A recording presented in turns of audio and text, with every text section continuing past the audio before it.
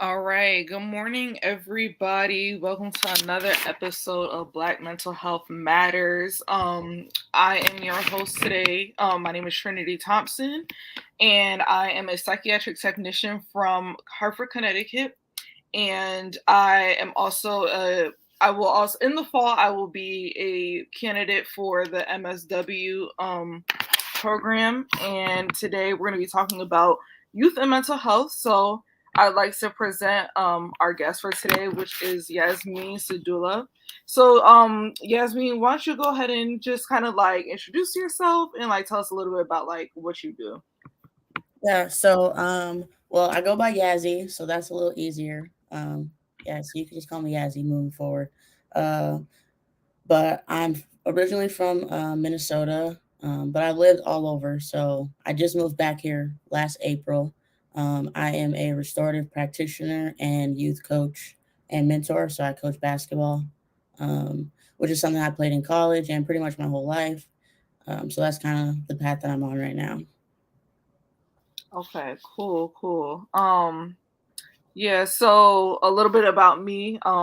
Again, for anybody that is new watching this show, I've hosted a few episodes in the past, but I am still doing the same job. I'm actually getting ready to move jobs next month. Switching over and getting another job. Will be a case manager for a nonprofit organization called Community Health Resources. So pretty much I'll be helping um manage like different a few different people and like their cases and stuff like that for a residential home for people that were discharged from our state hospital. So I'm actually really excited about that. Moving a little bit more into outpatient. Right now, I work in inpatient program at a psychiatric hospital, so that Mhm. is interesting to say the least. But I actually don't work with youth. There are youth. We have children and teen patients actually at the hospital. I do not work Mhm. on those units, but I have responded when some of those patients have been in crisis. Whenever we have one of the some of those uh emergencies, I guess I like to call it. And I haven't gotten much practice like really like talking to like the to some of like our younger patients or anything like that. But like I know when I do respond to those psych alarms or those emergencies or whatever, uh I feel like it's a little bit easier for me to like relate to them because I am younger. I'm a lot younger than a lot of the patients that I see. So let's move a little bit into what you do, Yazzie. So you said that you're a restorative practitioner and like you're a coach. So what are I wanted to know a little bit about like the demographics of like the kids, like the youth that you work with. So like are they like of a certain age, or like are they from a certain socioeconomic background, like mostly like from um communities with like less money, or like is it like all over the place? Yeah, Um, so for my restorative practitioner work, I'm working in Minneapolis public schools right now. mhm. So the demographic of kids, so I'm working in high schools. So, kids 14, 15, all the way up to 18. But the demographic I'm mostly seeing right now is the organization I work for is like specifically catered to kids of color. So like when we run our circles and we do our like healing circles and our groups and stuff, it's majority black kids in our group. And we kind of just give them a space to be young and be black and be able to express themselves on Mhm. how it feels to be black, in where we live.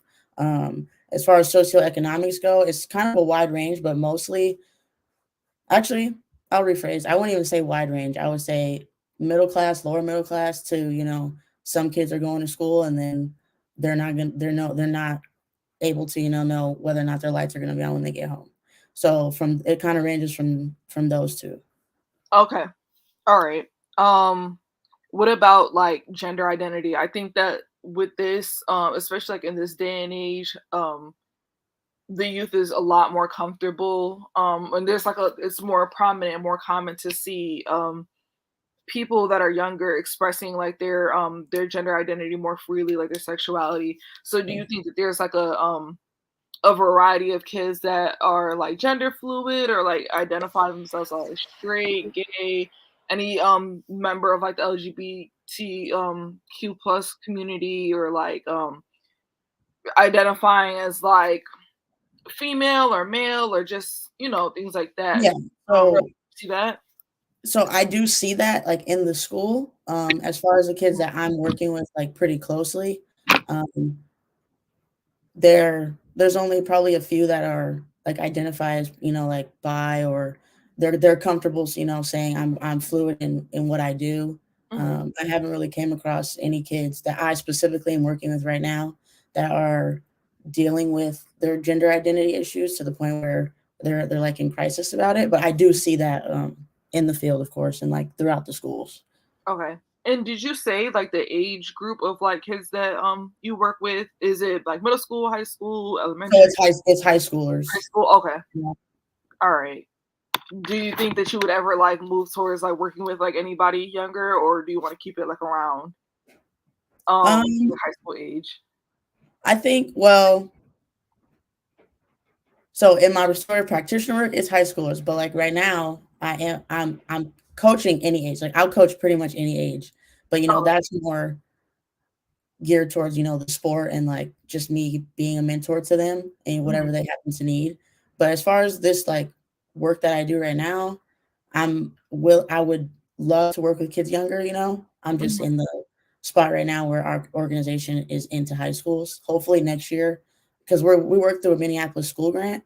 So mhm. hopefully next year we'll be able to get into middle schools, like the feeder schools to those high schools, so we can get to those kids younger before they get to high school. Okay. So I would be up And for that what? for sure. Yeah, definitely. So what do you do as a restorative practitioner? Like what does that entail? So we hold healing circles, we do mediations, and we do conflict coaching with the youth.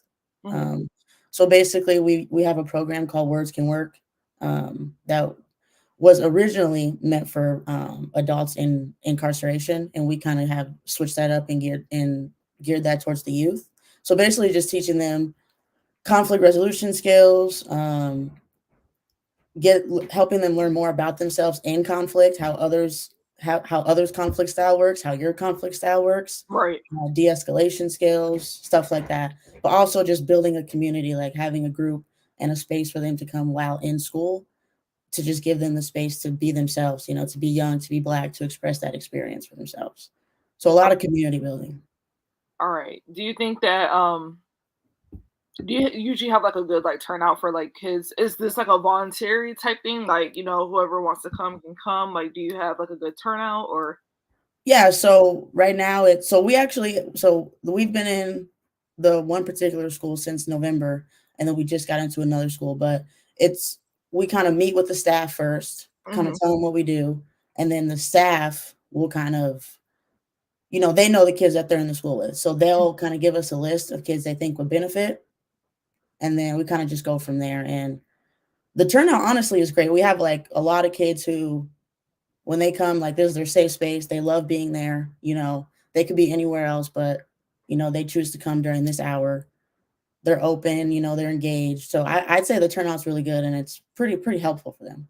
That's good. Yeah, and I'm actually glad to like hear that, because I know sometimes, well, at least when I was, of that age group, a teen, there would definitely like be things like that, but I don't think that a lot of kids like around that age would be so open to like participate, just because, a lot of people like they're just not like that trusting, and they really don't want to open up and stuff like that. But I'm actually really glad that like there are programs like what you guys are doing to that allows like a safe space, especially like just to kind of like get away from the world, like and focus on whatever issues that they're going through are. Because I think sometimes like as a society we're pushing like the importance of mental health, but like we don't think of youth like included in that group. Like we usually think of adults and like how like Right. if it's like debilitating for adults, so it's just like if you end up in the hospital, like you need to be hospitalized to like get like yourself under control and like under a psychiatric hold to like get everything under control and regulated. But I do think that like for as what I in my experience, what I've seen at the hospitals, I've seen a lot of kids that want to be able to express themselves, but they really don't have the chance to do that. They come from a lot of them come from broken homes. They're Mhm. hospitalized for months at a time. They just don't really get that opportunity to kind of like develop, like I say, or attend like safe spaces like that. But they do they build bonds with like the staff members and things like that. But unfortunately, once they get discharged, they can't go back and like talk with a staff member or whatever. Right. So I think that definitely emphasizing the importance of youth and mental health and black mental health or black mental health within the youth, because it all starts at home. It all starts with like with what do we learn as far as I don't know how to say it, because I think that in our culture it's we already don't emphasize mental health enough. So it's just like Right. It's very you- stigmatized. right, if you start at a young age and to like really emphasize mental health, then like the kids will grow up and know what that looks like and know what it looks like to be mentally healthy and have that Right. mental wellness and like be able to include those healthy habits like within their lives. So Right. I wanted to move on to like asking about things that like impact mental health for the youth that like you see. So just like what kinds of factors do you think or what kind of factors do you see the most in populations that you work with that like might affect their mental health, like social media? The kids like these days are on like TikTok and things like that, and they might feel the pressure. They might feel like unnecessary pressures like to conform to things, sexuality and gender expression like we talked about, living situations, family and cultural expectations. Like what do you see? Yeah, so I think you actually just touched on it Mhm. really well. Like I think the main thing is like family life and home. That's like the main thing that I see that is a major stressor for these kids. Like Mhm. in terms of, the diagnosis that you kind of sent me with ADHD, depression, anxiety, stuff like that. Like those are all things that stem from having like acute stressors, constant stressors Right. as you're developing. So if your home life is not stable and you're constantly having to be in like a flight or fight mode, Mhm. that has a huge impact on on your brain development. So if you're experiencing a lot of stressors, a lot of trauma, and trauma doesn't have to be like this big massive event. Like, like I said earlier, it could be going to school and not knowing whether or not when you get home, your lights are going to be on, or if Right. you don't have food that week, or if you're going to like, so there's just a lot of stuff that the kids I work with are dealing with. And, there is social workers in the school and stuff that help them out with that. There's resources for those families, but at the end Mhm. of the day, like they're just kids. So they don't really know how to handle those stressors. So that's kind of the biggest thing that I'm seeing. And then all that stuff, the peer pressure, the social media, all that stuff is just kind of compounded. Because when you develop those like maladaptive behaviors and like you don't have the resources to help you cope with those Mhm. natural stressors that come with being a teenager, right? The bullying you'll see, the peer pressure, that's all kind of natural stuff that comes when you're in school as a teenager, middle schooler. But Mhm. if you don't have the if you're already dealing with the traumas of your simple life stuff, now you don't know how to cope with those, so then it just compounds, right? So Yeah. it's just kind of like a large layer of things, but I think everything really just starts at home and like childhood, and like what are these kids dealing with when they're at home, and then that stuff brings flows into school. For like black kids, they're not really their mental health really isn't looked at. Like their like behaviors are seen as like bad behavior rather than them expressing an anxiety, a trauma, a depression, right? They're just more likely to be suspended, more likely to be sent to the JDC, stuff like that. So Right. And you know what? there's really no outlet for them. Exactly. And I'm glad that you talked I'm glad that you touched on that, because we're definitely gonna visit that as far as like how like different ways that mental health will like affect behaviors of like the youth. But I definitely wanted to go back to when you were talking about like the main point of like living situations and things like that that really impact youth mental health. So I actually saw a statistic on the CDC website that said over 60% of teens reported experiencing abuse at home, and that includes emotional abuse, psychological abuse, physical abuse. um and I think that when we put it into perspective, like there's obviously a hierarchy of things that would definitely cause like stressors, but like the importance of it's like to the teen. So I think that we might think of like, oh, you're if you're stressed about like social media and like what somebody's saying about you on social media, like that might be petty, like it's just social media. We Right. could say that at our like big adult age now, but it's like at the time I do remember being in high school and like wanting to feeling the need to or feeling pressure to like conform to just like Yeah, that's high school's about fitting in, everybody yeah, everybody yeah, wants to you fit just in. wanna fit in, and then, like, I think that when I see, because again, I'm not that old, but, like, when I see, like, some of the high school students, like, these days, like, pulling up to, like, prom in, like, Lamborghinis and stuff like that, and it's just like, well, dang, all we had to do was, like, show up and, like, we just had, like yeah, we look nice and stuff, but, like, I feel like this generation, like, it is a little bit more difficult. And I also saw somewhere else that teens said that it's being a teenager in this day and age is a lot harder than like what it was like when their parents were that age. I can't remember where, but Well, yeah, the technology and social media has definitely yeah, been hard, it like you definitely is. said. So it's like if you don't have the newest and the greatest of everything, like you definitely might feel, left out. You want to fit in naturally. That's just something that psychologically that we all go through. Like it's a psychosocial thing. We want to be able to fit in. But so if Right. you don't fit in, that it is what it is, or not that it is what it is, but you want to do what you can to be able to fit in. And then I know academics is also like a big one. I remember I didn't recognize that I dealt with anxiety when I was in high school. I used to like go home every single day with a stomach ache at the same exact time. Like I could count on it. And I couldn't understand why, but I was just like, okay, whatever. But I didn't know that I was stressing myself out about my grades because I was like a high achiever, always wanted like the best of the best grades. And I think that is also that's also super important to kind of highlight on because sometimes like as teens like we do end up putting stress on ourselves. And just imagine for the teens that know that the only way they're going to be able to get out of whatever living situation that they're in, granted if they're in a low socioeconomic situation, if they're in like an abusive household, the only way that they're going to be able to get out is if like through like a sports scholarship or like an academic scholarship. That's the only way that they'll be able to make it out of like their environment. Imagine Yeah, the type of stress that that's that a puts lot of pressure. on. Yeah, that's a lot of pressure. And like kind of just going back to the social media thing, it's a validation thing as well. Yeah, Like if you're not getting the validation or the supportive from your parents or your support group at home, you're gonna look to that in social media. You're gonna look to that at school. Like you're gonna fit in and get in with the crowds, right. good or bad. Like whatever those kids are doing, if they're validating you, you're gonna get in. You're gonna get into that with them.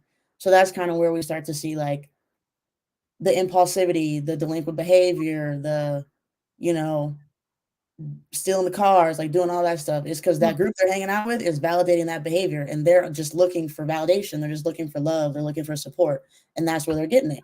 So that's where they're going to be. Exactly.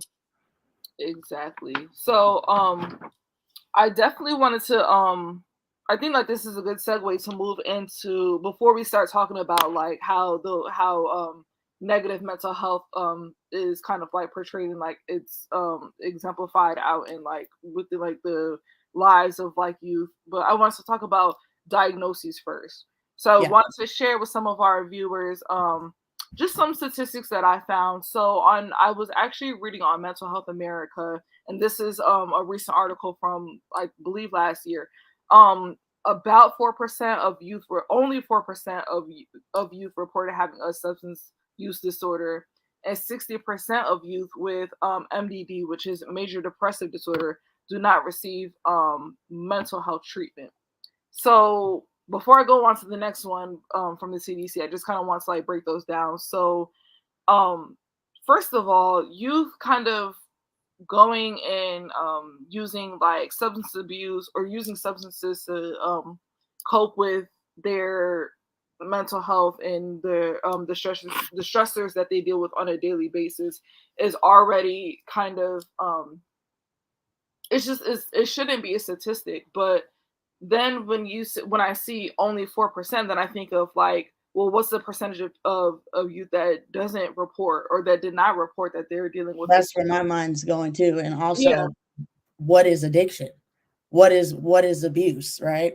Mm-hmm. As a kid, I can remember being a kid, not even really just a kid, just a couple years back. Like, I'm smoking, but it's like, it's fine. Like, but you don't realize like how much you're doing it, why you're doing it. And I see it all the time with these kids, right? Mm-hmm. Like 14, 15 years old, like heavy substance use. But if you ask them, they're fine. So, Yeah. so I don't necessarily think that number could be accurate. Just like anything else, people aren't reporting everything or Right. even knowing what that is. So that's exactly where my mind goes when I hear that 4%. Yeah, and then I think of like just like our current like pop culture, like how drugs and alcohol is so heavily popularized. Like again, Right. what is the percentage of that is not being reported? Because you see in the media all the time, like alcohol, just like glamorizing like the lifestyle of like alcohol, popping pills has definitely become more prominent. That's a lifestyle at this point. Yeah, yeah, and then the access to like being able to like just get these things is also like It's outrageous. it's very easy for them. Like that's the other thing. It is harder when they say it's harder to be a teenager. It is because the access is so much easier. Like, how are you 14, 15 able to get these substances? Yeah. Right? Like so easily, right? You're hanging out with older kids, number one, but number two, you got whoever, on your street that that you could just go to and they'll give it to you. And Right. that's another issue. It's like, why are you giving this is a kid, that, but that's like another issue. But the access is just so easy. Yeah, and it's actually like getting scary because here in Connecticut we've had a few cases of fentanyl overdoses within the youth population. One of the biggest ones that just probably happened within like the last 6 months, I want to say, is that a kid brought laced brownies to school, but they were laced with fentanyl, not just regular Mm. marijuana. And I don't know if they ended up dying. Yeah, I think they did. It was only 13 years old, and they ended up having to go through the school. They found a duffel bag full of fentanyl. Like when I was in high school, which was like around 20 between 2014 and 2017, we it was really more so like marijuana, which is not either way. Like it's not okay to be bringing substances into the school, but like it was marijuana versus like fentanyl, which you can Die. potentially overdose and die at touch, like just exposure. Yeah, I graduated in 2015, so Hmm. like there was weed, but I honestly don't even remember people like bringing it to school like that. Like, I don't know. I just Right, feel like like it it wasn't a wasn't it thing. wasn't like Like you people were were dying. you were Right. meeting up before school and you were meeting up after school. Like you Hmm. weren't trying to like you weren't trying to like bring the shit to school. So like the one of the schools I'm working at now over the 420 weekend or whatever, Hmm. kid passes away from, who knows? Something was laced, right? Yeah, So it's just like it is like the benzos, the pills, like everything is just becoming like a exactly. real epidemic for them. It is. It really is, and it's like it's sad to see because they are so innocent, believing that they can't get laced. But like I say it all the time. I tell my younger sister, she just started college this past fall, and I told her, don't trust everything that you see. People are so quick to lay stuff, and it's real. There's so many, especially with fentanyl. I don't know why it's become like the it drug now, but Because like it's a little bit cheaper. So yeah, like, let's say you have a pill, you can't get the full MDMA, so they're gonna add some fentanyl to it exactly. to take away whatever wasn't the real drug that's in it because it's cheaper. Right. So like you gotta understand that aspect as well, that everything you're getting is not, and even the weed these kids are smoking these days Yeah, is not it's not processed the way all. that it was Yeah, back then, right? Like you're getting some chemicals, kid. You're getting like, this stuff is not homegrown.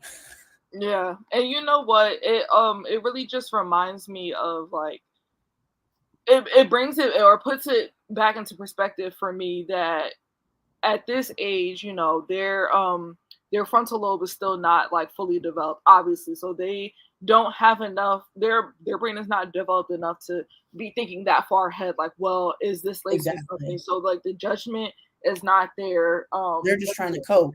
Yeah, And then if you the add, judgment calls. Yeah, there's no sense of like right, let me like a second thought about it. So, um, like you said, they're just trying to cope. They're just trying to do something to stop the pain. and if you add, the stressors that I was speaking on before, like if you have so many of those are like a toxic level of stress can actually kill certain neurons in your brain that control that stuff. So Yeah, just imagine a kid who's suffering so much trauma, who has already suffered so much trauma, has so many daily life stressors. This kid doesn't, he or she's not thinking about the long-term effects of that. They're just thinking, I know that if I smoke this or if I take this, everything that's happening to me right now is going to stop for a second. right. So like that's where you get, the maladaptive coping skills that are just like, and there's no resources. There's no that's also learned behavior, right? Right, What exactly. who Yep. who who are you seeing in your house doing that stuff, right? What's your auntie and your uncle doing in the house while you're there? Like all that stuff's just kind of learned behavior as well. But Yeah. like the stressors is just a really big deal during those development stages. Like if you're just dealing with so much, it's Mhm. like really has a trauma has a huge effect on the brain. And that's why it's again why it's so important to emphasize like quality mental health and wellness now, because these are the brains that are still developing. So it's like you said, if kids are constantly experiencing trauma constantly and then doing or participating in maladaptive coping mechanisms like taking drugs or drinking, they're not doing anything but damaging a brain Even that is further, not even fully developed yet.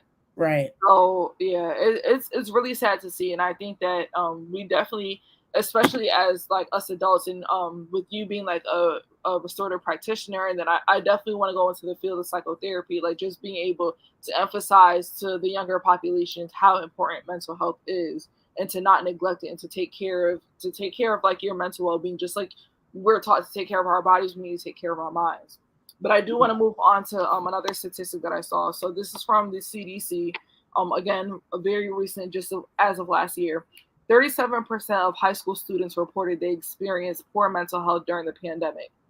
So I thought that like really stuck out to me, because we all know that when the pandemic happened, it wasn't just people were getting sick with COVID. That had shifted like everything in the world. The world stopped. We had to pretty much learn how to like function as a society again. um and it caused so much damage, and I think that mental health is one that was also like a pandemic that kind of like existed, but we didn't really like talk much about. So again, when I brought up that statistic, about 60% of teens were experiencing some sort of abuse in their household. Like I can only imagine what this pandemic has done to them, or even for the teens that weren't experiencing abuse in the household. Just having just trying to learn how to, like, you were in school with your friends one day, and the next thing you know, you never got a chance to graduate high school, because that was the reality of some of a lot of A teens. lot of kids, yeah, Graduate college or finish my in college a traditional way, right?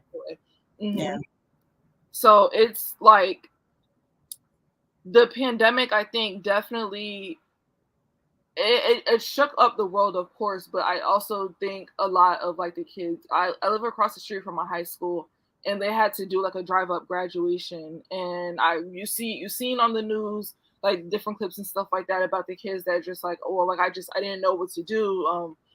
Like I said, 1 minute, one day we're in class, and the next day, we're out of school for like a week, and then it's like, okay, well, we're finishing the semester at home. there's no stability.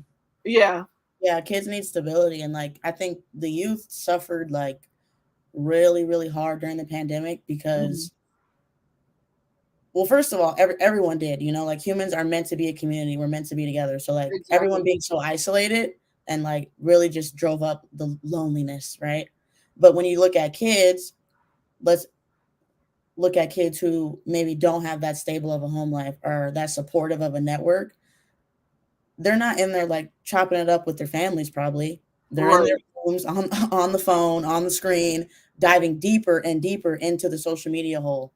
And then look at the young kids, right? Let's say if you were in 4th grade, all of a sudden you're in fourth grade, you're a kid, you're in elementary, and then now you got to go back to school and you're in sixth grade and middle school.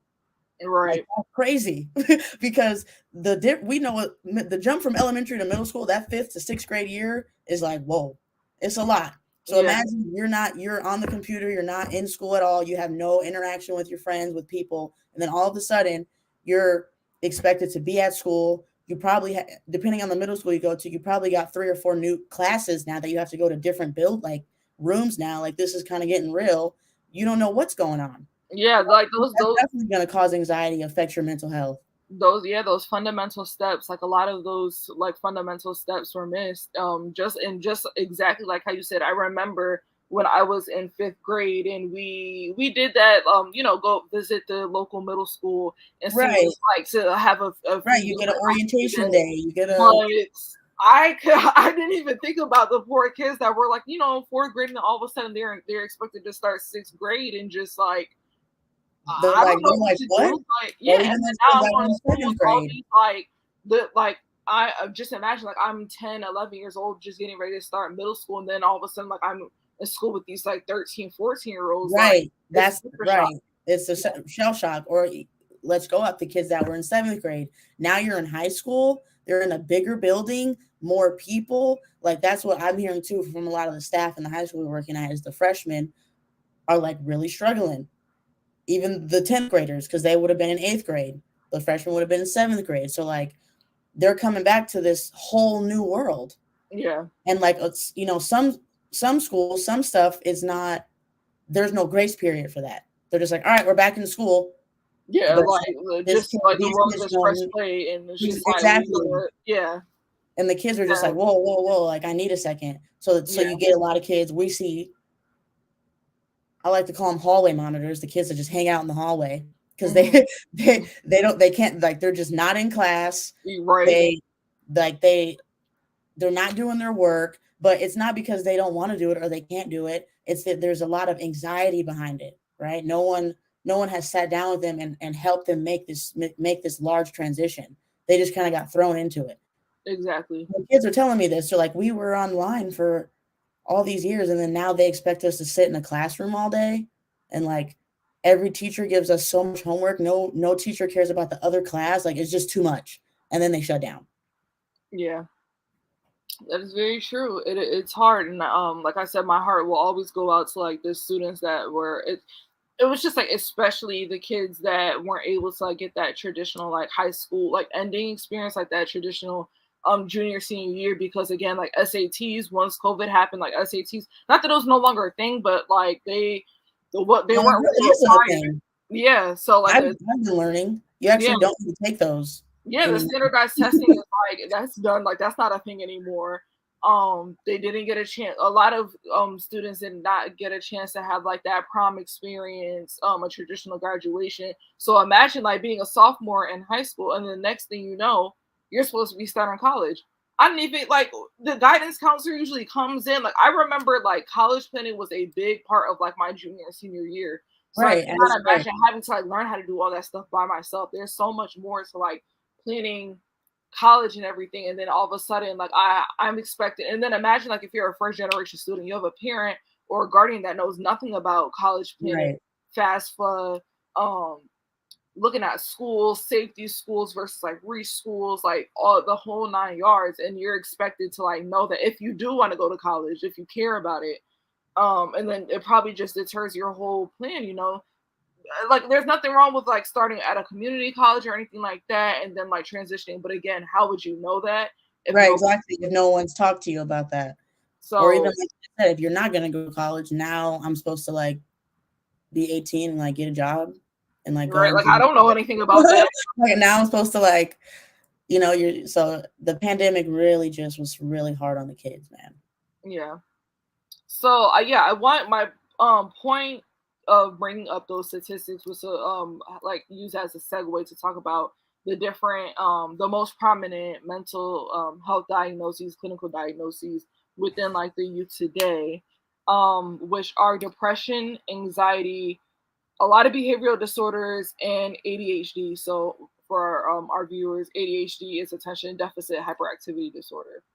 So what do you think you see like the most of like within like the kids that you work with? Do you see like more depressive signs? Do you see like more like a lot of anxiety? I would imagine you see a lot of anxiety because that's Yeah. kind of like what we just talked about. But like behavioral disorders, I know one of the biggest ones is like oppositional defiance disorder. Kids, just going off the wall and doing all types of crazy things. And but what do you see the most? So I see all of them. Like I see all of them. There is just a wide range. Kids are dealing with so much. Like, but I see if I have to specify, there's a lot of, like you said, anxiety, and there's a lot of ADHD symptoms and a lot of no help. Mm. And a lot of the ADHD stuff that I see, because I work with kids of color, I work with like young Black kids, I see, and then I talk to the staff, and I'm like, what's up with this kid? And they're like, well, we can't, the parents, they don't want to talk about it. They don't want to try to get an IEP for the kid. Mm-hmm. There's nothing wrong with my kid. They're fine. They're fine. It's like, okay, but he's not or she's not. Like this kid is the kind of kid that's can't sit in class for more than 5 seconds. Is pacing around, touching stuff, right? Just like all the classic symptoms. And it's like there's nothing wrong with that. Like that's fine. Yeah, But like you're just being a kid. the kid Like, needs help though. yeah. The kid needs to be on some sort of IEP. The kid needs to so that they can be successful in school. Because if they don't have that stuff, now there's an expectation of them to behave as if they don't have this stuff. Mm-hmm. And that's not helping them either, especially with teachers, because there's no leeway for that, right? If they have, and it sucks because in schools you have to have this like IEP, this diagnosis, this like paperwork, like you have to have it in order to Mm-hmm. get any help with that. Like you can't just say, well, I think this kid has this. If there's no documentation of it, they don't care. There's nothing that they're not going to give the kid any leeway, any help with that because it's not on paper. Right. If the parents aren't willing to talk about it or even sit down and talk to a clinician, talk to a psychologist about these certain issues, then the kid's just going to suffer. Mm-hmm. And we see that a lot in our community because that stuff's seen as weakness or it's seen as, oh, like there's nothing wrong with him. Like he needs to sit down somewhere. Like, It's you know like, what? And I'm so glad, especially that term, because that's Black parents' favorite term. Oh, just go sit down somewhere. But I'm actually really glad that you touched on that because I like it literally like you just read my mind as far as just saying that it's so stigmatized in our community. Like we're so afraid of like labels. And granted, not everything warrants a label, but at the same time, it's like you should know the difference between like, oh, my kid is just like, it's just maybe like just energetic, like I mean, it might be just right. part of their personality versus his learning is starting to get affected. His or her learning is starting to get affected That's because exactly. they're And not that's sitting the down and issue. getting still. The learning's getting affected. Right, The learning is getting affected. And then they get behind, and now they're so behind they don't care anymore. So now he's really not going to class. Now she's really not going to class. Now they're really not doing the work because I'm behind. How am I going right. to catch up? Now I got anxiety about that. And it's like we could have just nipped it in the bud if we just sat down with somebody and just talked about it. Right. And that's why adults, like, again, it all brings it back to my point of we adults need to do a better job of like communicating what good mental health looks like because we cannot sit here and continue stigmatizing like poor mental health and then like expect like our children to be okay because we're just feeding into that narrative and like passing along to our children because again everything is a learning experience for them. Everything, most things I should say, excuse me, is a learning experience, a learned behavior from them. Yeah. It's not like just It's out the of nowhere. environment, but also Yeah. you were right. It's everything is learned behavior. Like Right. you are going to adapt the emotional stability and belief systems and everything from your parents. So if you're with a parent who is dealing with mental health or dealing with something and they don't know how to cope and they have poor coping strategies, that's going to uh, in turn affect you and rub off on you unless you have some sort of intervening party that can teach you another way. But if that's all you know, that's what you're going to do. Right. And then it could be genetics. So it's like if I go and I meet your mom and I can't sit down and have a conversation with her for 5 minutes because she's like all over the place, bringing the conversation to point A, B, C, and D. And then, turns out grandma had some traces of it. Now it's genetic, but like it makes sense. But you Yeah, don't know that it makes sense because nobody ever talked about it. Nobody nobody ever got talked to you assessed. about it. Yeah, And nobody with got ADHD, assessed. Yeah, it's genetic. everybody's so afraid of a label. So it's like at some point we really need to do the work because it's not about like, and I get that there's a medical mistrust within the Black community, definitely. Yeah, and But that is we do need to work like as a community to provide for ourselves. And it's not about like, oh, we're just trying to get a diagnosis so we can like pay money for insurance and stuff like that. Like it's not about that. We also need to like help our kids out because they are suffering. right. And the kids are suffering, the adults are suffering. And when you look at stuff like the ADHD, depression, anxiety, those are do stem from like genetics, but it's Mhm. also your environment and like I was saying earlier, um like acute stressors and cognitive stuff happening at critical times in development. So it's all those things combined together. And then if you have a supportive adult relationship, those those things can be like buffered a little bit and they won't present themselves as bad. But if you don't have that, then they're gonna manifest into the severe depression, the severe anxiety, right, the severe ADHD if you don't have any sort of support system behind you. Yeah. And I don't know why, but when you just said like the acute stressors and things like that, like the very like high stresses and high anxiety, it definitely made me think of like another huge issue that we're facing in our country today that apparently knows no limits is like the number of like mass shootings and Hmm. that happening at schools as well. Like it is terrible. And I couldn't imagine being a kid going to like just thinking like if I go to school today, is my school going to end up on a lockdown because somebody is walking around the hallway with an AR-15 or like an Right. AK-47 or something like that? Like, is today going to be the day that I return home or that I don't return home? Um, so I could definitely understand like the anxiety, like the from just all sorts of perspectives that we just talked about, as far as like um the social pressures, family pressures, grades, but also just the environment that we live in. Like 2023, like this generation of youth is experiencing so much. I know that each generation has dealt with like their things like um say for example like back in the 80s when we were living, especially the Black communities were living in like amidst the crack epidemic, and seeing like their parents and their loved ones go through like struggling with drug abuse. But Right. I feel like here right now in 2023 we just or we're as a society we're like trying to repair ourselves from the damages of the COVID-19 pandemic, and then Right. we're in the middle of like this mass shooting type thing, and then it's Yeah, so much. the gun violence is something that's very important to me. I'm a gun violence survivor myself. So I like work a lot in that sector as well. Mm-hmm. And within our community, gun violence is so normalized and it's the leading killer of our kids.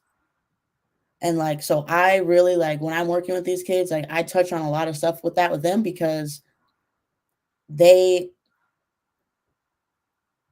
the triggers and the triggers that they have and the way they handle them is like what my biggest thing is right now with these kids is getting them to understand that you need to learn how to de-escalate situations. You need to learn how to problem solve because these days kids don't want to fight you. They will kill you over nothing. Yeah, Over yeah, nothing. And it's like they think it's a game. They think it's funny to be the tough kid. To oh well, I'll just fight you. They always say, "Run me my ones, right? Run me my yeah. 60." And it's Mm-hmm. like no, because there's a lot of people who did that are not coming back home. How Yeah. there's a lot of people that that are on T-shirts right now over Senseless nothing, violence. Mm-hmm. over nothing. Even if the bullet wasn't meant for them, still getting Yeah, caught up in the crossfire getting is caught in the like crossfire, right? That's how I was shot in crossfire.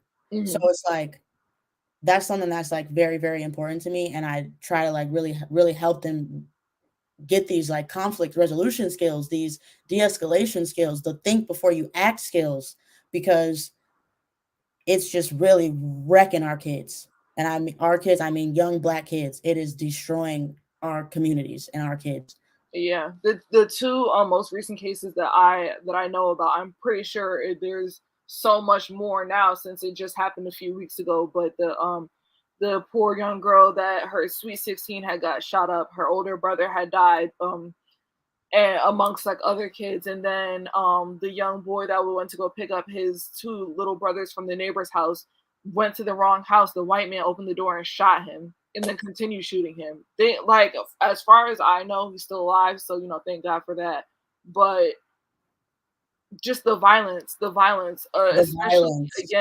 against Black youth, is so important. It's so imperative that we talk about it, especially not just the survivors, because the survivors are everything. They're so important, but like talking to like the classmates and the friends and making sure that they're okay, because you're, again, like, you experience so much like acute trauma, like things that Yeah.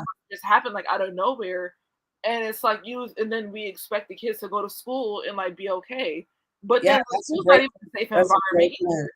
That's a great point. I'm working with a group of kids right now who have lost friend after friend after friend after friend, and these kids are all freshmen to community and gun violence. And they're like saying what you're saying. They're saying the school only gives us a day. Like something will happen on the weekend, we'll come back the next day, have the day if you want, and then the next day it's like nothing happened, and Right. we're supposed to just go to class, do our work. Like my friend didn't just die. So there has to be some resources and some outlets for that as well, because these kids are experiencing like level 3 traumas at young ages, and they don't know how to cope with that stuff. Right. It's like, I couldn't imagine. I couldn't imagine. My heart definitely goes out for all of the kids that recently or in their lifetime, and even you that have experienced gun violence, whether it be firsthand, secondhand, third hand. If it's just like one of your classmates that like was that you don't really know that well, or just somebody out in the community. It definitely is not the situation for teens, and like just for youth period, and regardless of the age. It could be a 5-year old, could be a 7-year old, an adolescent, a teenager. They should not have to always be exposed to that kind of violence at such a young age, because just like you said earlier, it kills it, or damages or kills those neurons, those developing neurons in your head, or in your brain, and your brain will not develop normally if you continue to be subjected to like acute stress like that, especially Right. at such a young age. So um we, unfortunately, we cannot, there are things that happen that are traumatic that we cannot control, but what we can control is the aftermath, and like as far as like taking care of ourselves and being able to really Right. process what happened, so that way we can move forward in a bit of a more healthy way, instead of resorting to maladaptive behaviors, which is a good time to switch over to that. um I feel like some of the maladaptive behaviors that, like, especially teens end up resorting to when they are in a mental crisis is definitely first and foremost risky sexual behavior. Even though the rate of teen pregnancy has decreased, which is a really good thing, teens are still engaging, because sex is definitely a part of like our like pop culture and everything. Teens are engaging in risky sexual behaviors, especially if they're not educated about STDs and unwanted pregnancies. We definitely cover drug use and substance abuse, drinking alcohol too. Mhm. Self injurious behaviors, suicidal behaviors, it could be even homicidal behaviors. I want to go out and kill somebody. Like I want to get my revenge back. Like you said, run me my one. Yeah, and just overall like delinquent behaviors. Participating in gangs, because it sucks that like sometimes kids feel like the only people that will have their back are like the worst influences in the neighborhood. So it's just like, at least, again, like they don't have that level of their frontal lobe was not developed enough to make that type of judgment call. Like, these people don't do good things. They're looking for somewhere to belong, and they feel like, this group is willing to accept me. It doesn't matter what they do. I'm only thinking as far as that they're willing to accept me, and I'm gonna roll with them because they're gonna roll with me. They're gonna have my back. Right. So what do you think about that? What are your thoughts? So my thoughts on that are honestly everything you touched on, and I think these kids are just looking for love. They're looking for support, right? Mm, That's why they're engaging in the sexual activity because they feel loved by whoever they're engaging with. They feel loved, and if they're not educated on what that's the other thing. Sex is pop culture, but it's mm, also taboo. So nobody's really talking about it. Nobody's right. teaching you. You know who's teaching you? The other 15-year-olds. Right? Right. So it's You just got like the kids, blind leading the blind, right? honestly. You kids teaching kids about stuff that's very serious because nobody wants to have the talk with your kid, right? Hmm. So they're out there looking for love. Like you said, the joining the gangs, joining the bad groups is because they roll with them. Like, oh, these people have my back. They love me. Now, does that kid know what love is? Probably not. Hmm. But that's also starts at home. So what they perceive as love is what they're getting, right? Their perception of what love is, whether that's healthy or unhealthy, they're getting that from those outside sources. So that's how they're developing these behaviors. And when we look at um, self injury behaviors, I've seen a number of reasons why kids are doing that. Some kids tell me they're doing it just to feel something, right? Because they just feel so disconnected with life all the time and from themselves all the time that the stimulus, of the pain brings them back to themselves. Hmm. Some kids even tell me, oh, I just like the way the scars look on me, right? I mean, that is a wide range of things and a very unhealthy coping mechanism, but Right. it's pretty prominent. Is pretty prominent. And when we look at suicide, Black youth are more at risk.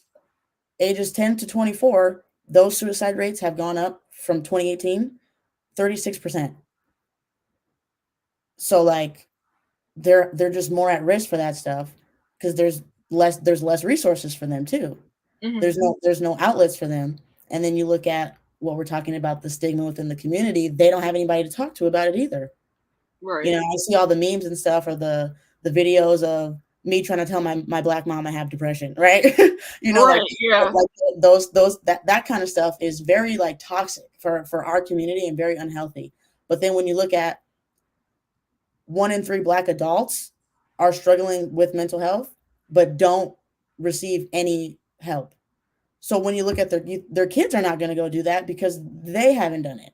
So they don't even it's not even like on their mind. It's not even like a thought process that maybe I should go see a therapist. Maybe I should go do this. Hmm. Right? And to credit us, Black people got a lot of stuff going on, right? So yes, mental health probably is not the first thing on your mind. You're probably more worried about how you're gonna do your daily life stuff. That's also been my experience is, you know, you're working, you're doing all this stuff to support your family that you don't have time to worry about your mental health.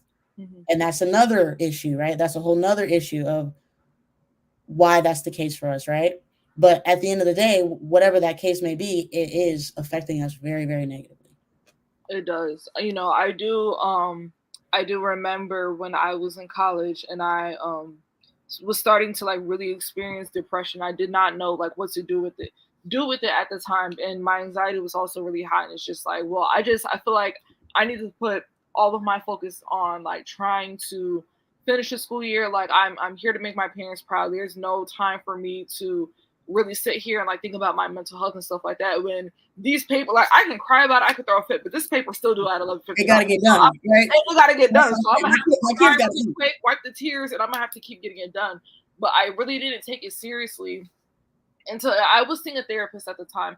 I didn't take it like very seriously until I was sitting in my therapist's office one day. And I'm sorry for anybody, this is a trigger warning, but I was sitting in my therapist's office one day, and essentially I said something that I did not really mean, which landed me in the hospital for the night.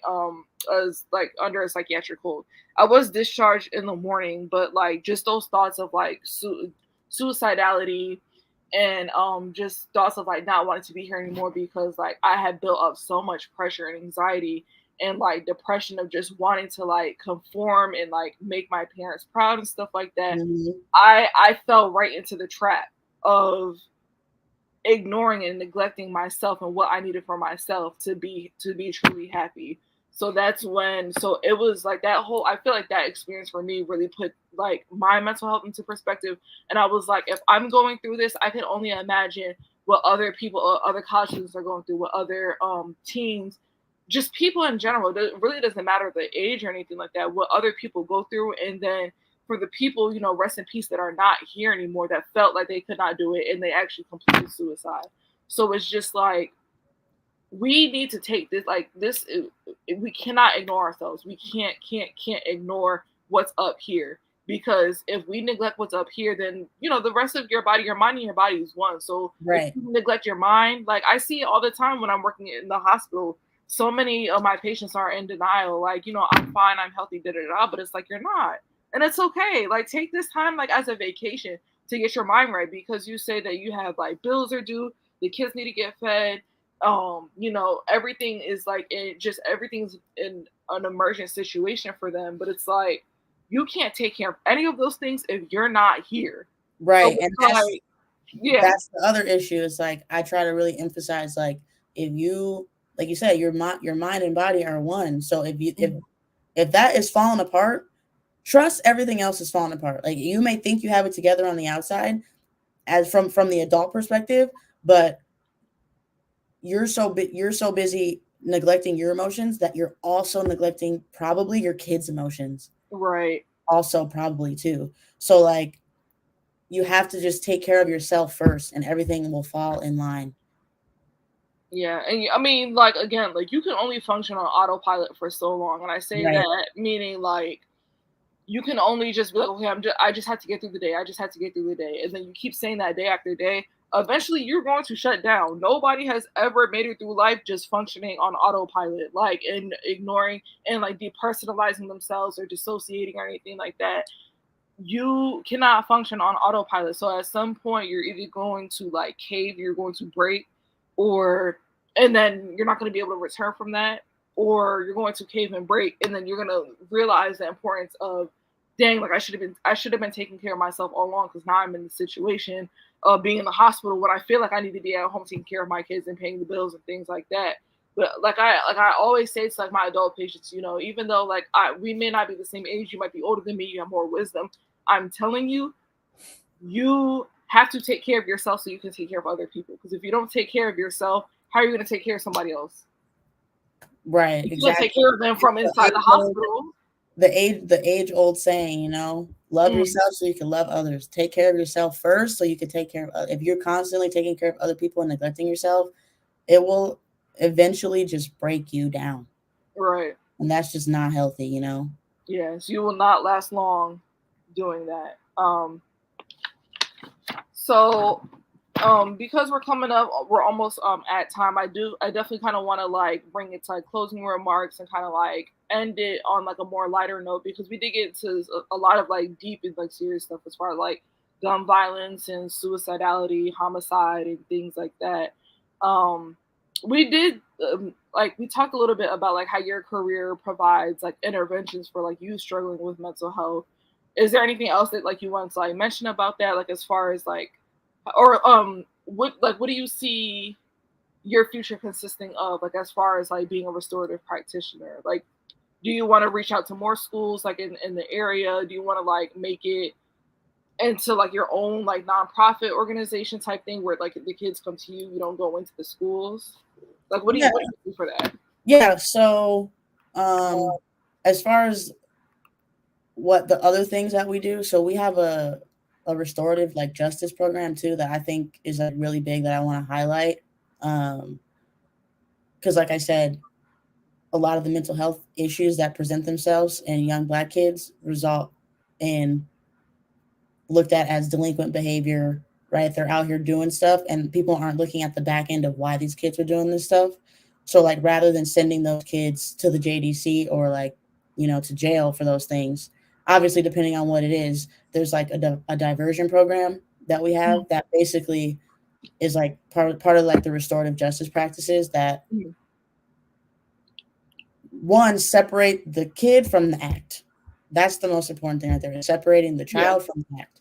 And then rebuilding that community structure. So, like, there's a lot of stuff that will happen where the kid will have to really think about, okay, when I did this, besides like my family, how did this affect my community?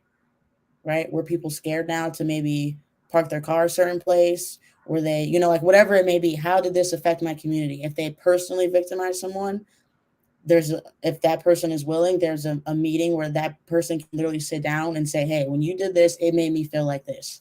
And that actually has an impact on people. That has an impact on kids because they don't think about how their actions are affecting everyone.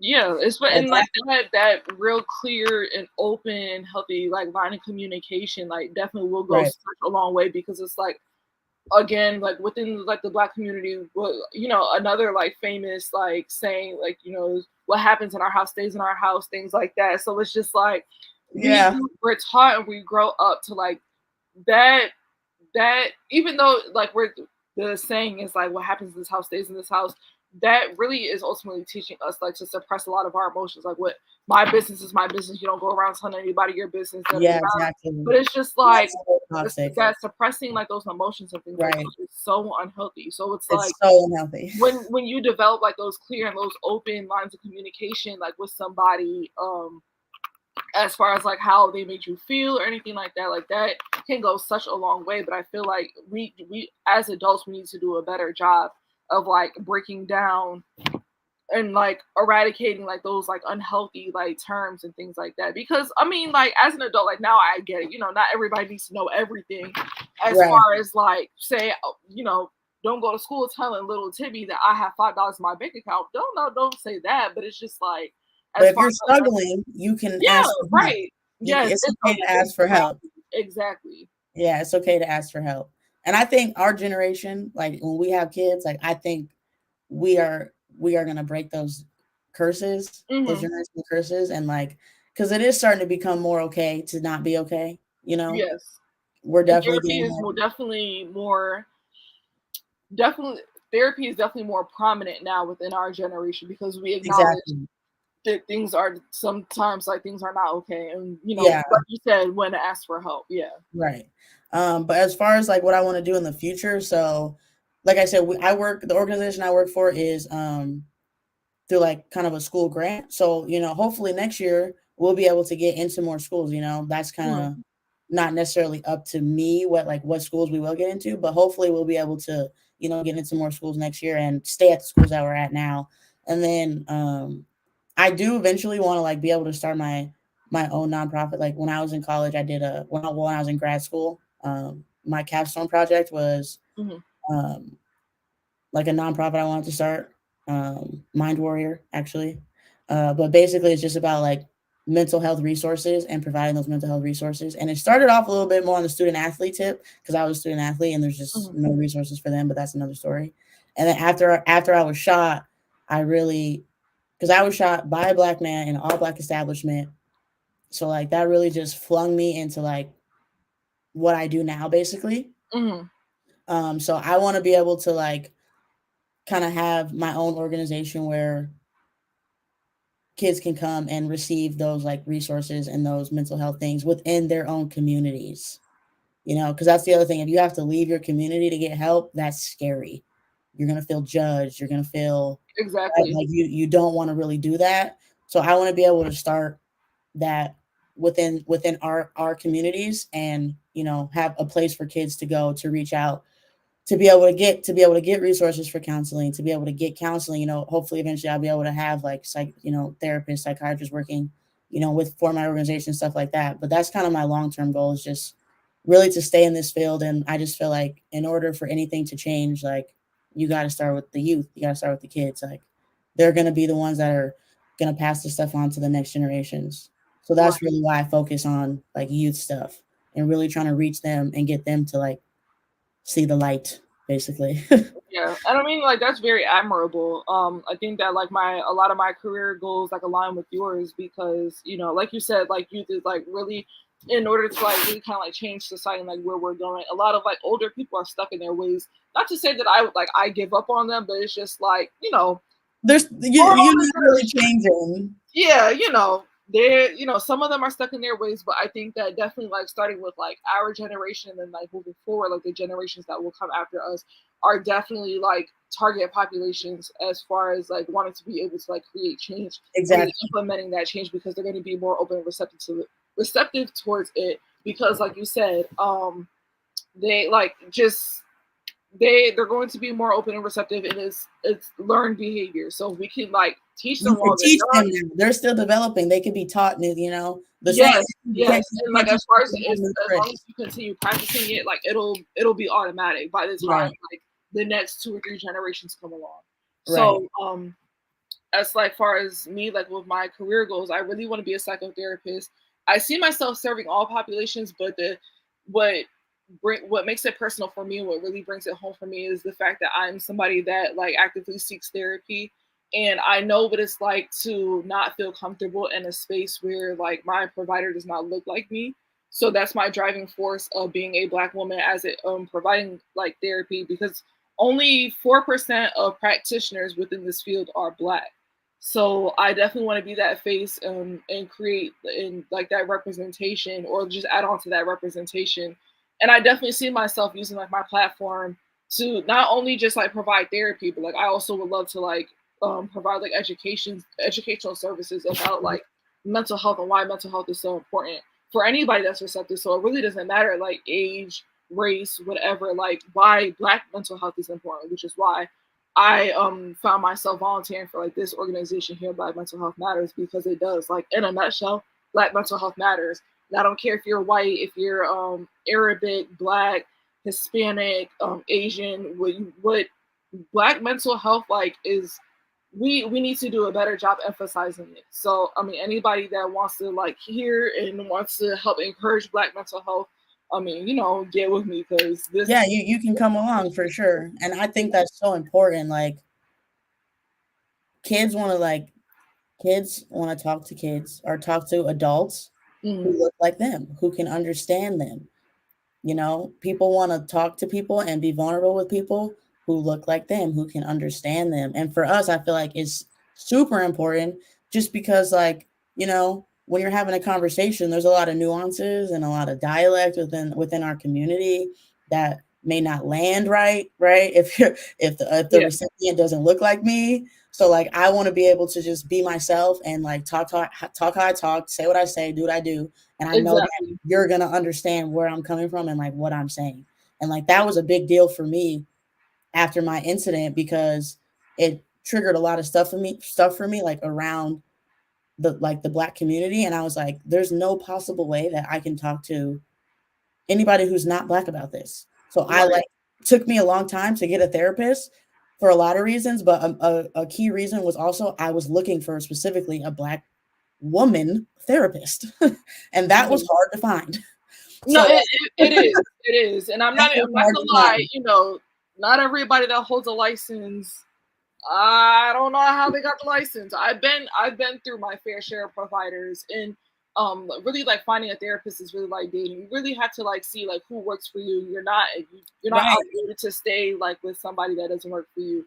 My first therapist that like I really stayed with was an older Jewish woman, older white Jewish woman, and I stuck with her. She was amazing at her job, but I felt awkward sometimes when because I was seeing her throughout the year 2020, and that's when you know the George Floyd incident Right. happened, and a lot of like the major police brutality cases were happening, and it was impacting like my anxiety and my mental health. And then I didn't know how she would respond to that because she was a woman of a particular age, a lot older than me, and I was just like she could empathize, but she would never be able to sympathize with the situation because Exactly. we do not come from the same background. So it's Right. like, You'll never be able to really understand how I right, feel when I go outside. You'll never really be able to relate when I tell you when I see them red blue lights coming down the street, how right, I'm you're feeling. like, Like but especially like when I'm driving my car and if I see like red blue lights behind me,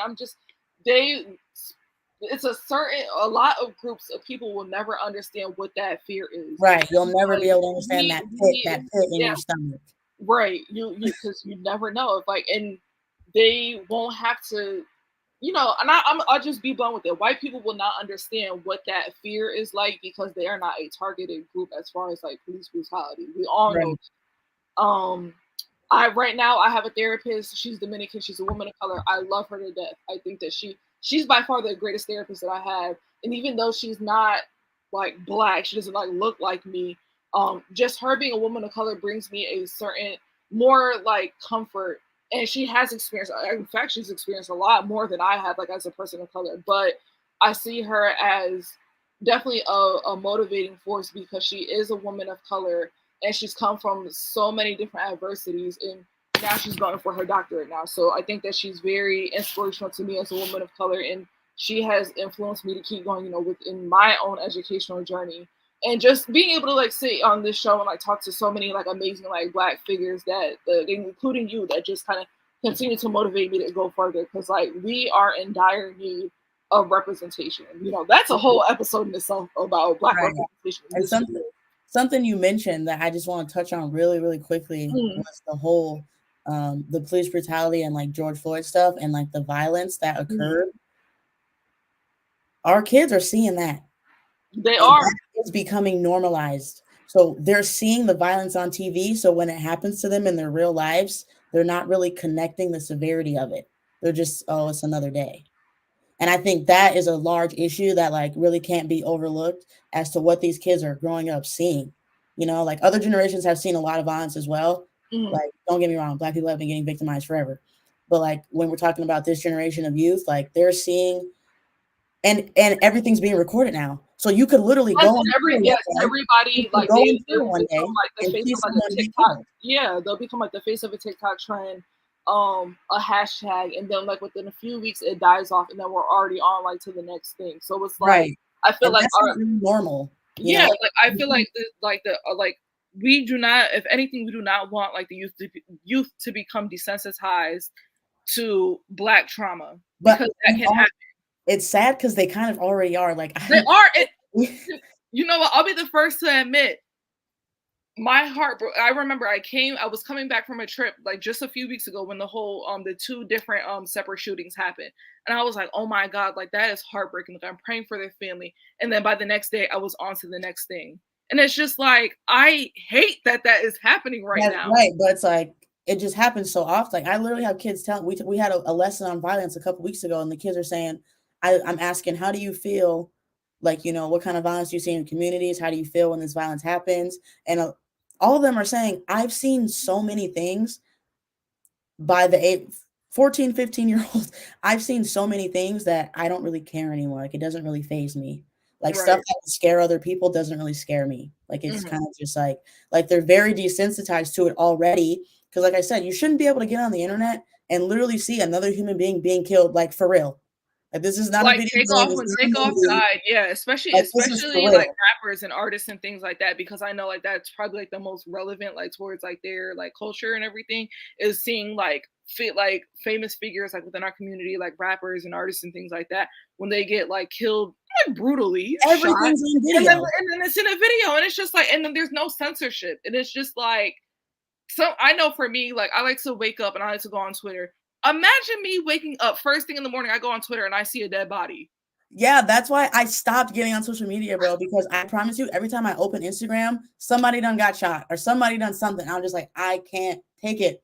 It's so like, it's such an overflood that like unfortunately I've become like a little bit desensitized towards it. And I really hate that. I really do. Like I may be like laughing, but like it's not that, like that's the worst thing in the world. I want to be able to have like the same like level of like empathy, like same level of sympathy. And it's just like we've become exposed to so much trauma that, and then it doesn't get talked about as well. So it really just kind of gets suppressed, and then we move on to the next thing. Brushed under the rug, and it's like, no, I think you need to talk about how you just saw what you just saw. Like that's not like a body. Like you act like a body. You saw the man literally be shot. Like that's crazy. Or you saw the man be strangled. Like that's crazy. Mm-hmm. But it happens so often that the kids are just like, well, I can't really give too much attention to it or I can't really let myself feel because it's just going to happen again, probably in a couple weeks. Yeah. You know, and the first reaction of people these days is, let me pull my phone out. Yeah. Post it on social media. It becomes that's another issue. Like, yeah. that's a whole other issue. But like, It I think is. that's very important. Like, these kids are getting so desensitized and normalized to violence, which is why when they commit violence, they see violence, it doesn't really register to them that like, oh, this is like real. Right. Yeah. So all in all, youth mental health, Black youth mental health definitely matters. I'm so thankful that I got a chance to talk to you today, Yazzie. I Yeah, think we me had too. such a Thanks for great having me. conversation. Yeah. I want to read some of these comments really quick. Let's see. I think Reverend. I assume that's short for Reverend. Last JP says, "Why term of Black mental health?" Really quick, because Black mental health matters. I don't really know how else to explain it. It's like if somebody says all mental health matters, yeah, but like we are We in need of matter. resources. Yeah, Black lives matter. Black mental health matters. right. We are in need of resources right now, so that's why this is important. How can I join? I can if you send a message to Black Mental Health Matters on Facebook. I think our CEO will be able to reach out to you, or you can reach out to him and get information on how to join. Let's see. Yasan says, "Global warning, greetings all." Reverend Laz JP's from Nigeria. Thank you for tuning in. Peter Thomas says normalization of abuse and violence is terrible things that make it so much easier to pass those patterns along. Of course, we talked all about that. Let's see. Latoya Gordon says your mental health definitely affects your physical health. Of course, your body and your mind is one, so make sure you treat it as such. Yep, stress Margaret. and sickness. You'll notice that if you're sick all the time, if you're constantly sick all the time, it's really linked to a lot of stuff, like your diet, all that kind of stuff. But Mhm. also think about your stressors. Think about what you're dealing with in life, and if you can start doing self-care stuff and taking care of yourself, you will see those illnesses fade. Yeah, like high blood pressure. It might be your diet, but also if you're eating like a whole lot better, but you still have the same stresses in your life, like your same dead end job, same relationship issues, you might have to change your lifestyle around. It's not just about like the things that like are physically happening with your body. You should probably like consider making changes in your environment as well. See how that goes. Margaret Mathay, I think, says Black youth definitely need space and opportunities to be themselves, share their needs and fears, and adults need to listen to them without judgment. Yes, that part definitely, and that begins with me. Yes, we all need to do a better job as adults and things like that. We need to make sure that our world is safer, better. We just need to do what we can to make sure that like our youth feel like supported and heard, because they're going to be the next generation of adults, and then we're going to have another generation of youth. So we got to Yeah, keep passing it on. don't say when a kid comes and tells you something, don't start talking about how you had it worse. Yes, like I used to have to. Right, I We're used here, to have we're right to. here in the here and now. So yes, and then Latoya Gordon says your mental. Oh, yeah, I said that already. And then Nasmin Hossein, I do not read or understand French, but I'm sure that you said something very knowledgeable, and I thank you for this comment. So we're gonna end it right here, right now. Thank you everybody for tuning in to another episode of Black Mental Health Matters. Thank you, Yazzie, so Thank much. you. Do you want to leave any of your socials for people to get in contact with you that might be like in the area? Yeah, do I put it somewhere? Or I just say No, it. no, you can tell me. I'll type it. I'll Oh, type it right okay, now. okay, yeah. So I'm pretty much Yazzy Sadullah on every social media platform, and then you could follow my Mind Warrior page. It's mind_warrior on Instagram. Mind_warrior. Yeah.